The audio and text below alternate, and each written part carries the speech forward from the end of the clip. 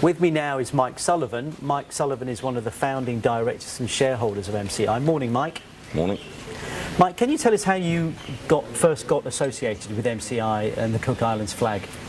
Well, it was a consequence of I was in the process of doing some work up here in the Cook Islands in relation to my legal practice and involvement with the fishing industry.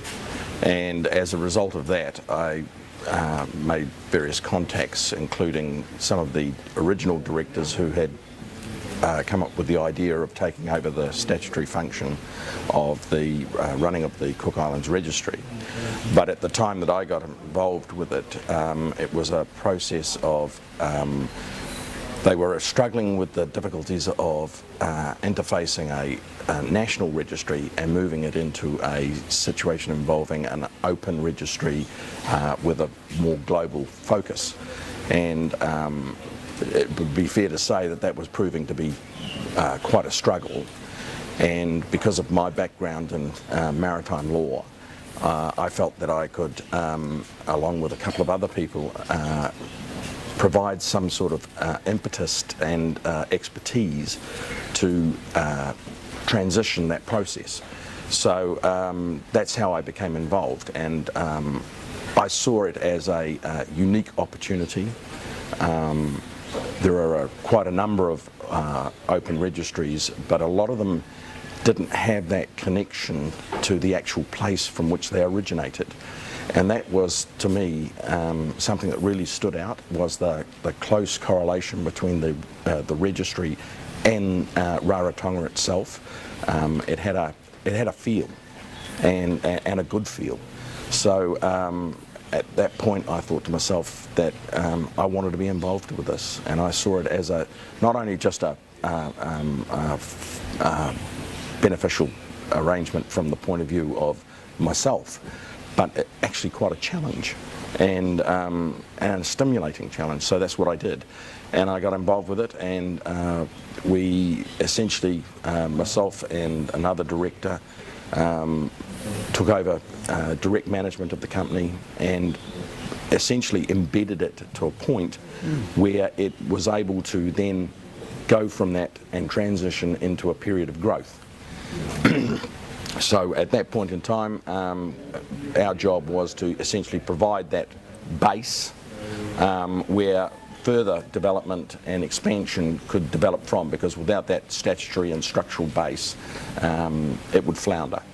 So it was a period of about 3 to 4 years involved in that, and then we transitioned into a new phase, which was we'd essentially done the housekeeping and the structural stuff, and it was now a question of going out and marketing that into the open world and the shipping industry.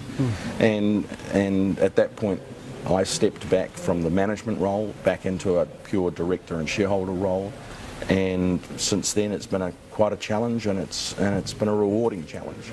What's happened since the last conference, the DR conference in Athens? A lot has happening. There's been a lot of transformation, but can you give us an outline of what you feel the flag has achieved since the last DR conference 2 years ago?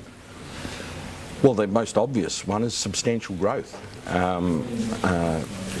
The figures that I recently seen is we're the fastest growing open registry in the world. We've grown by about 700% in the last 3 to 4 years, and that's a phenomenal figure. And we've done that without, and to me most importantly, we've done that without compromising the attachment to the Rarotonga and Cook Islands base.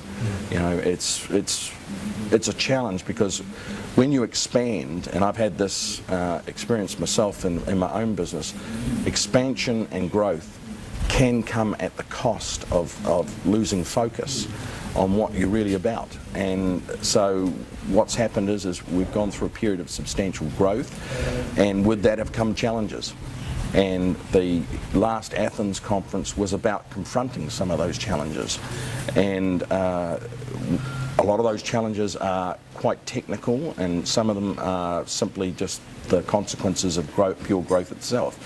But at the end of the day, what we've actually achieved since that conference is we've identified some of those challenges and some of those requirements that we need to face in that growth, and we're dealing with those and expanding our capabilities to meet the challenges. It's very important when you get an entity that's growing as fast as this one, is to not outgrow your own abilities. So it's all good and well having success, but success itself poses considerable challenges, and you can't afford not to deal with those challenges.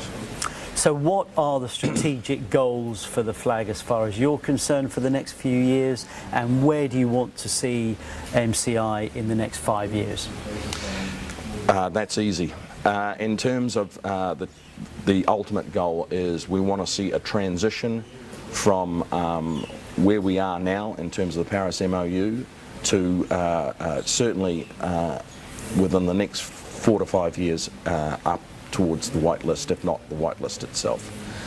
Right. And in relation to other strategic goals, what we want to, we have a particular focus at the moment on commercial vessels, but what we're also seeing is that we have a unique product in the yachting area, and I think the biggest thing that's really come to fore in the last during the current conference is that there's a huge potential for expansion into the yachting area as well as the commercial. And so the commercial represents quite a intensive involvement and can tend to dominate because of the challenges it poses. But yachting itself is a unique product, and it has its own different feel and challenges, and those are important as well. So really what we're seeing is now identifying new and expanding markets other than what we were traditionally focused on. So it really is quite an exciting period in terms of where it's going. Mike Sullivan, thank you very much for joining us this morning. Yeah.